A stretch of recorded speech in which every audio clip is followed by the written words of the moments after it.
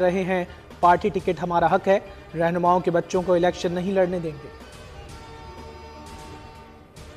आज मीडिया का जमाना है, आज मीडिया का दौर है, ना कोई बात छुपाए छुप सकती है और ना हकाइक को जो है वो फिक्शन के जरिए बदला जा सकता है। ये जो बॉट्स का इस्तेमाल है, इमरान खान जैसा करप्ट आदमी, वो 190 मिलियन पाउंड का केस हो, वो अल-कादिर ट्रस्ट की बात हो, वो जाली अकाउंट्स हो, वो फॉरेन फंडिंग हो, ये तमाम चीज़ें साबित करती हैं कि ये शख्स जो है ये एक करप्ट आदमी है, ये एक गंदे किरदार का आदमी है।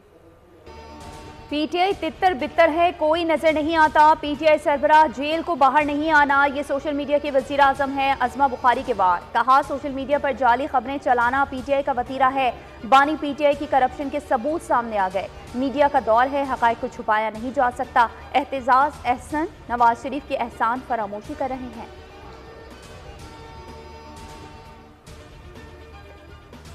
इलेक्शन में मैदान मारने के लिए